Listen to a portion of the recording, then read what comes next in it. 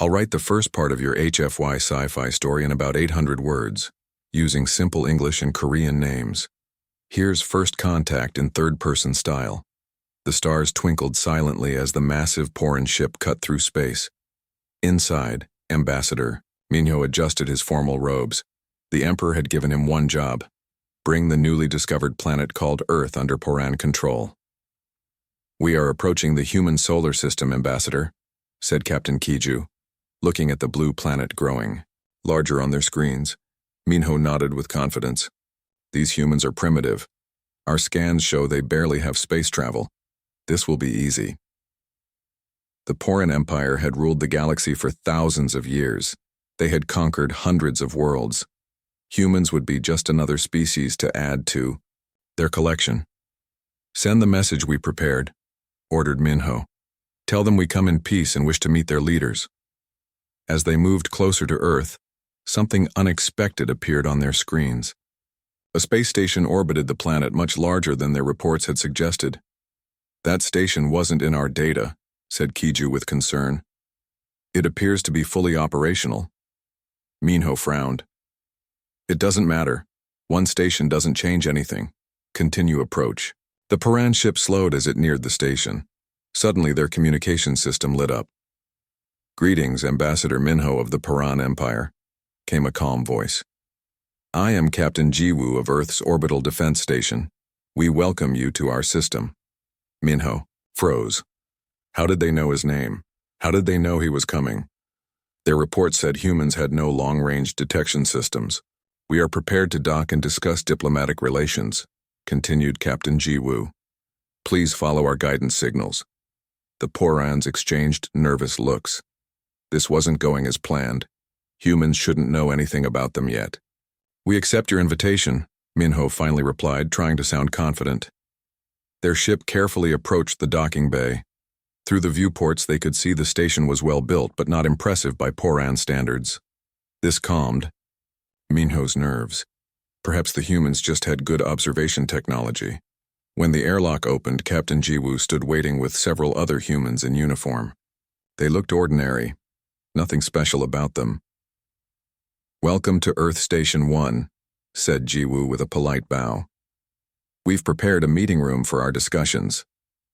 Minho followed, secretly scanning everything with his personal device. The technology he saw was functional but not advanced. His confidence returned. "Your station is adequate," he said with slight arrogance. "The Poran Empire has thousands like this, of course, much larger." Jiwoo simply smiled. "I'm sure it does, Ambassador. Please, this way." The meeting room was simple but comfortable. Several humans waited inside, including an older man who stood as they entered. "Ambassador Minho, welcome.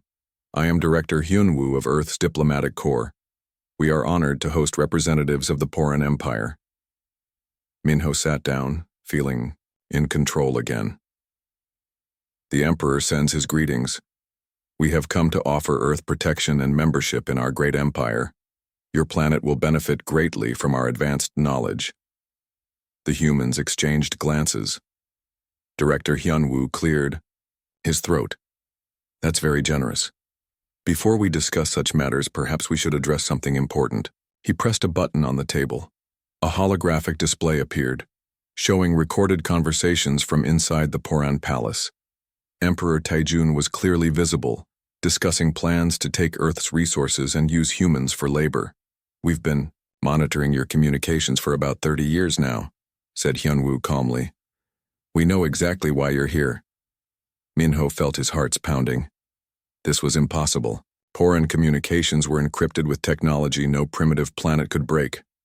"How did you?" he started.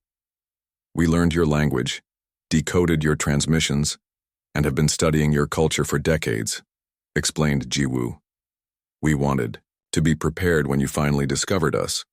Minho struggled to maintain his composure. "These are tricks. Earth has no technology capable of this." Hyunwoo smiled. "We have chosen to develop differently than your empire expects. We focused on staying hidden while learning about the galaxy. What you see here is only what we want you to see." Minho's hands trembled slightly. Emperor Taijin needed to know about this immediately. These humans were not what they seemed. "I must report to my emperor," he said stiffly. "Of course," nodded Hyunwoo. "Please tell Emperor Taejin that Earth is open to peaceful relations with the Poran Empire, but we will not be conquered." Back on his ship, Minho sent an urgent message to Emperor Taejin. His report was simple but alarming. "Emperor, the humans are not primitive. They know our language, our technology, and our plans. They have been watching us for decades without our knowledge. I advise caution. Earth may be more dangerous than we thought." As his message transmitted across space, Minho looked back at the blue planet. For the first time in his long career, he felt something unfamiliar. Fear. The Poran survey ships hovered in Earth's atmosphere for days. They scanned buildings, roads, and power plants. Professor Do-hyun watched them from his laboratory window, smiling slightly. The aliens thought they were seeing everything. "They're scanning the university again," said his assistant Junho, looking at the monitoring screens.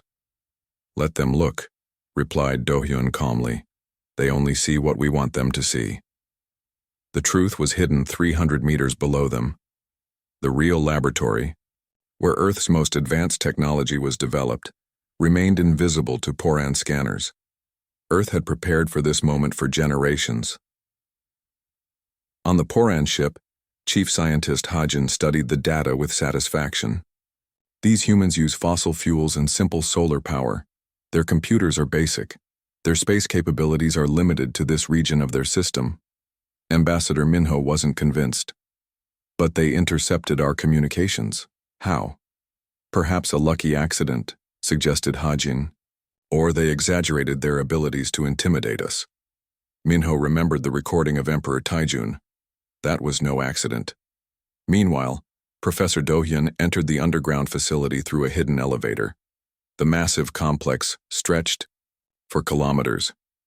Scientists worked on quantum computers, anti-gravity engines, and energy shields. This was humanity's true technological level, far beyond what the Porans could imagine. "Status report," Do-hyun asked as he approached the main control room. "The Porans have completed 80% of their survey," reported Engineer Sungmin. "They're focusing on our advanced facilities now. The fake ones we built to impress them a little, but not too much." Do-hyun nodded. Earth's strategy was careful. Show enough technology to appear moderately advanced, but hide their true capabilities. For centuries, humans had detected signals from the Poran Empire. They learned about their conquest of other worlds. Earth decided to develop in secret, preparing for the day they would be discovered. "Are they suspicious?" asked Do-hyun. "The ambassador is," replied Sungmin. "But their scientists believe we're at least 100 years behind them." On the Poran ship, Ambassador Minho reviewed the scientists' reports with concern. Something felt wrong. If humans were so primitive, how had they detected and decoded Poran transmissions? "Emperor Taejin is waiting for our assessment," said Captain Kiju. Minho hesitated. "Tell him the humans appear less advanced than us, but they show unusual capabilities. In certain areas, I recommend caution." The Emperor was not pleased with this vague report. His response was immediate. "Show them our power. Bring a battle fleet. They will understand who rules the galaxy." 3 days later, 5 massive Poran warships appeared near Earth's moon. Each could destroy an entire continent. "The humans must see our strength," declared Fleet Commander Sungjin. "We will fire a warning shot. Target their moon, where no one lives." In the underground control center, alarms sounded. Professor Do-hyun rushed to the main screen. "Poran warships have entered our system," reported Sungmin. "They're charging weapons." Do-hyun's face hardened. "They've made their choice. Activate the shield network." Across Earth, hidden facilities powered up. Energy flowed through quantum channels that the Porans couldn't detect. A protective field formed around the planet, invisible until needed. On the lead Poran warship, Commander Sungjin gave the order. "Fire." A massive energy beam shot toward Earth's moon. The surface exploded where it hit, leaving a new crater. "Send the message," ordered Sungjin. "Tell the humans we expect their complete cooperation. Next time we won't aim at their moon." But before the message could be sent, their sensors detected something impossible. Energy readings were spiking all over Earth. A shimmering field became visible around the planet. "What is that?" demanded Sungjin. The science officer stared at his readings in disbelief. "It appears to be a planetary shield. But that's impossible. No civilization has that technology except the ancient ones." In the control room on Earth, Professor Do-hyun watched the Paran ships on the screen. "They're scanning us intensively now," said Sungmin. "Good," replied Do-hyun. "Let them see. Phase 2 begins." He pressed a button on his console. Across Earth, hidden hangars opened. Sleek ships rose into the sky, hundreds of them, far more advanced than anything the Porans had seen before. On the queue, Poran flagship. Alarms blared as the sensors detected the new threat. "Impossible," whispered Commander Sungjin. "Where did these ships come from?" Ambassador Minho felt cold fear. He had warned the Emperor, but no one had listened. Now they faced a civilization with technology they didn't understand. "We should retreat," he suggested urgently. Sungjin hesitated, his pride fighting against his survival instinct. Then one of the Earth ships approached, moving faster than Poran sensors could track. "All ships prepare for combat," he ordered. But it was too late. The humans had revealed their true strength, and the Poran Empire was about to learn a painful lesson. "Commander." Sungjin watched in horror as the Earth ship approached. He had ordered his warship to fire a warning shot at the small blue planet, expecting fear and submission. Instead, the humans had revealed a planetary shield that completely absorbed the blast. Technology the Poran Empire had never mastered. "Fire again. Full power," he shouted, his voice shaking.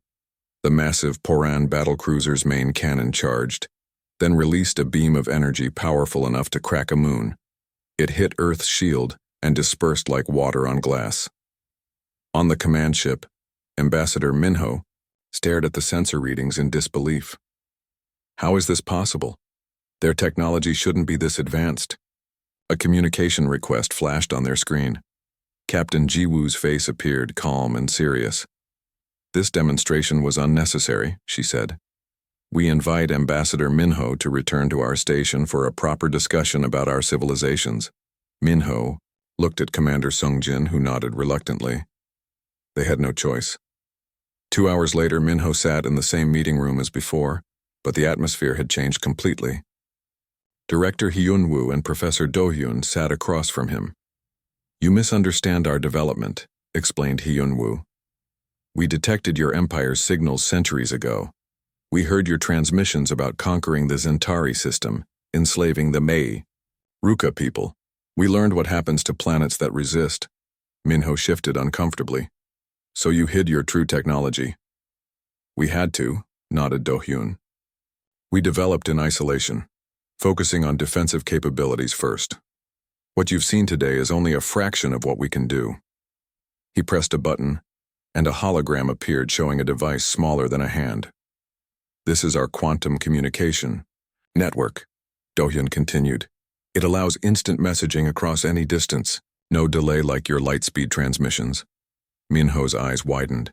The Empire had been trying to develop such technology for centuries.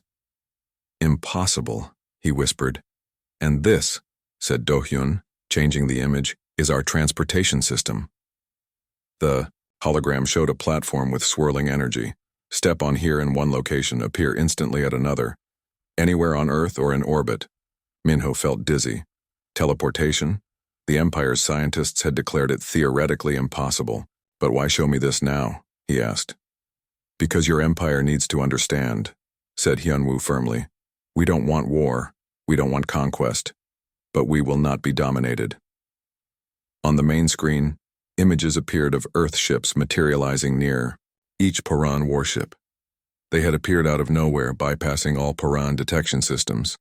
"Our vessels don't use conventional engines," explained Do-hyun. "They bend space itself. Your sensors can't track them because they're never really where they appear to be."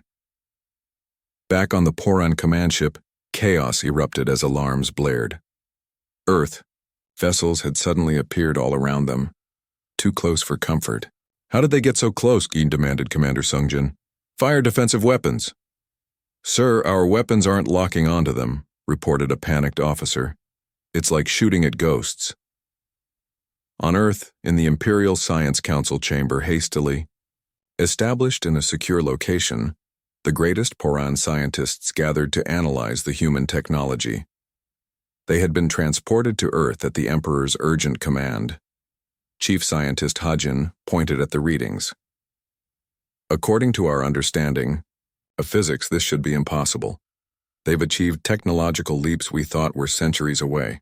Another scientist, Jinwoo, nodded in agreement. Their energy shields operate on principles we've never seen, and their space-bending technology. It breaks all our models.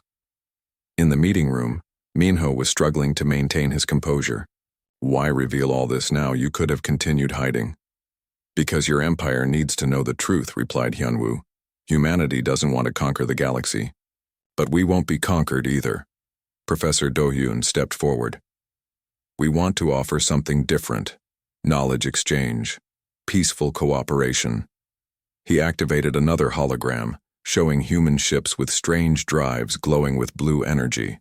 Our FTL technology doesn't require the rare minerals your empire mines from conquered worlds. It's sustainable, efficient, and available to any civilization that chooses peace. Minho stared at the ships. The Poran Empire's entire economy was built around controlling those rare minerals. Faster than light travel without them would change everything. The Emperor will never accept this, he said quietly. That's his choice, responded Hyunwoo. But the galaxy will know there's another way forward.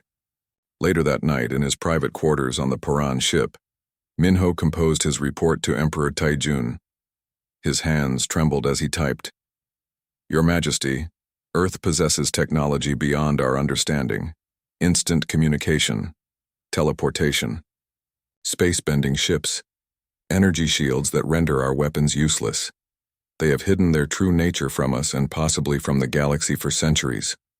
I believe they could destroy our fleet with ease. But instead they offer peace. I recommend extreme caution in all further dealings with humanity. As he sent the message, Minho knew the Emperor would be furious. The Poran Empire had never faced a civilization it couldn't dominate. Until now, Emperor Taejun paced in his throne room, his face red with anger. The holographic reports from Earth floated around him, showing human technology that shouldn't exist. The 5 mighty Poran warships he had sent now looked small and weak compared to Earth's defense systems. Recall the diplomatic fleet immediately, he ordered. Mobilize the Grand Armada. I want 200 warships ready within 3 days. His advisors exchanged nervous glances. General Yunho stepped forward cautiously.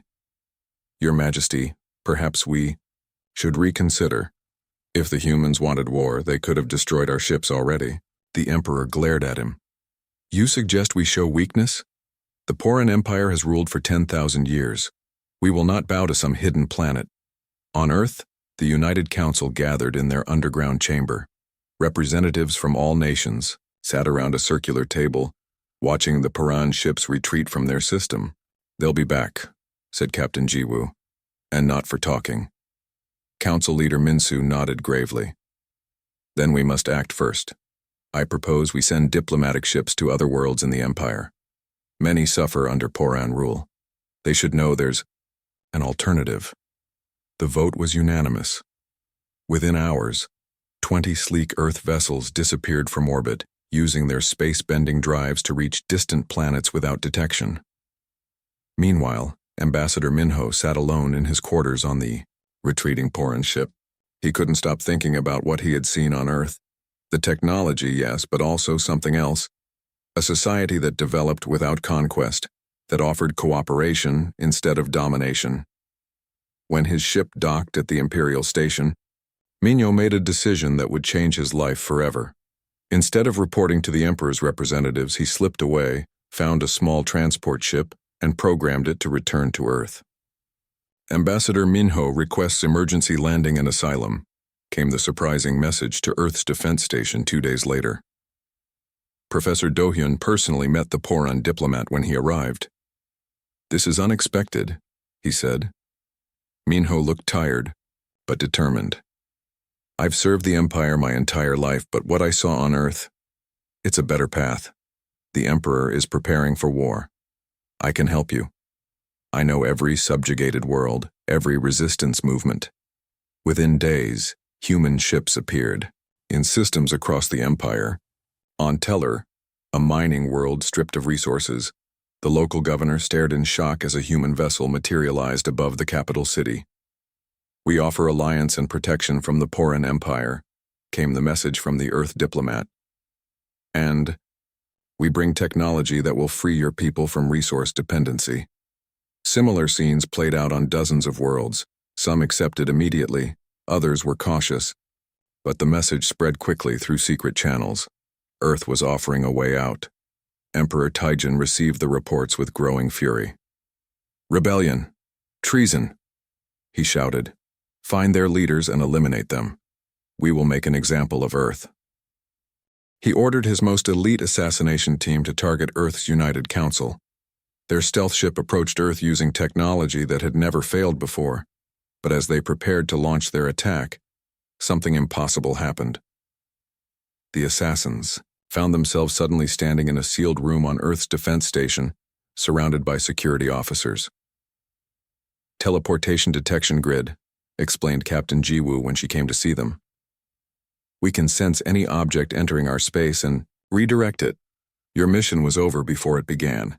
When the Emperor learned his assassins had been captured without firing a shot, he threw his royal scepter across the throne room in rage. How can we fight an enemy that can teleport our weapons away? Demanded Admiral Junho. The real blow came 3 days later. 7 key worlds in the outer systems declared independence from the Empire simultaneously. Each one announced alliance with Earth and the newly formed Galactic Cooperative. The humans aren't conquering us, said the announcement from the leader of Nexus, an important trading hub. They're offering us freedom and technology the Empire has withheld for centuries. On his flagship, now surrounded by 200 warships, the largest fleet ever assembled, Emperor Taijin watched his empire beginning to crumble. Attack Earth now, he commanded. Destroy this infection before it spreads further. But as the mighty armada prepared to jump to Earth's system, more alarming news arrived. 3 Imperial cruisers had defected, their captains and crews choosing to join the growing rebellion. Your Majesty, said his chief advisor quietly, perhaps we should consider negotiation. The humans offer peace. Many of our own people now support them. The Emperor turned slowly, his eyes cold. The Poran Empire does not negotiate, we conquer, prepare for war.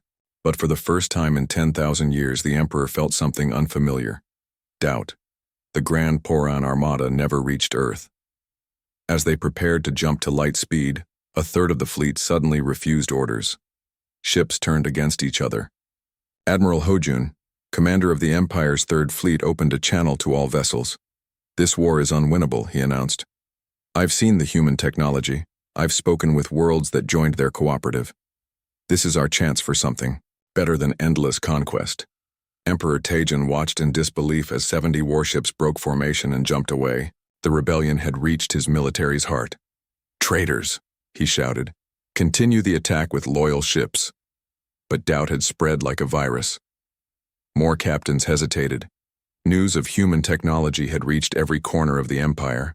Stories spread about Earth's energy systems that required no rare minerals, medical advances freely shared with former Imperial worlds, and defensive shields that made warfare obsolete. On Earth, Professor Do-Yun and Ambassador Minho worked side by side. In the new Galactic Research Center, scientists from 20 different species collaborated, sharing knowledge that the Empire had kept separated for millennia. The quantum resonance amplifier is ready for testing, said Minho, adjusting controls on a device that looked deceptively simple. Do-Yun nodded. With this, even the smallest worlds can generate enough clean energy for all their needs. The door opened, and Captain Jiwoo entered with urgent news. The Imperial attack fleet has fallen into chaos. Admiral Hojin requests permission to bring his ships to Earth. This was unprecedented, an Imperial fleet admiral choosing humanity over the Empire. Across the galaxy, the balance of power shifted daily. The newly formed Galactic Cooperative grew, with Earth at its center not as a ruler but as a technological guide. Their only requirement for membership, peaceful intentions and willingness to share knowledge. On the imperial capital world, Emperor Tajan faced growing protests. His palace guards looked nervous as crowds gathered outside. The humans have infiltrated our society with their ideas, complained his advisor Giju. Ideas cannot be fought with warships, replied another counselor wisely. Perhaps we should consider their offered terms. The emperor stared out the window at his once loyal subjects. What exactly are they offering? Equal membership in their cooperative, access to their technology, no more resource wars, no rulers, only partners. The words felt strange to the emperor. For 10,000 years the Parans had conquered and ruled. Could they learn another way? On Earth, Captain Jiwoo prepared for her most important mission. With 20 ships crewed by mixed teams of humans and former Imperial citizens, she would visit worlds still suffering under Imperial control. This isn't a military operation, she reminded her crews. We bring hope, not conquest. Their first target was Satari, a water world whose oceans had been poisoned by Imperial mining. The local governor had requested Imperial reinforcements to suppress growing unrest, but received Jiwoo's fleet instead. When her ship landed, thousands gathered to see the humans who had challenged the Empire. We bring no weapons, announced Jiwoo. Only this. She activated a small device. It hummed softly, then projected a field of blue energy that spread across the nearest polluted bay. The toxic chemicals separated from the water, collected into floating spheres that could be safely removed. Clean water within days, she promised, and the technology to keep it that way forever. Back on Earth, Professor Do-hyun prepared to reveal humanity's greatest innovation. Representatives from 200 worlds gathered in the Grand Assembly Hall.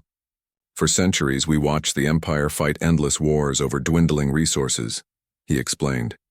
We chose a different path. He unveiled a small crystal that glowed with inner light. Quantum energy synthesis. It draws power from the fabric of space itself. Unlimited. Clean. Available everywhere. The audience gasped. This would end resource scarcity forever. 6 months later, Emperor Tajan stood before the Cooperative Council on Earth. He looked smaller without his royal robes, just another delegate among many. The Poran Empire formally requests membership in the Galactic Cooperative, he announced, his voice humbler than anyone had ever heard it. Behind him, thousands of former Imperial worlds had already joined. His choice was simple: adapt or rule. Nothing. As he took his seat equal to all others, he caught Ambassador Minho's eye across the chamber. His former diplomat nodded respectfully. Humanity had not conquered the galaxy with weapons, but transformed it with ideas.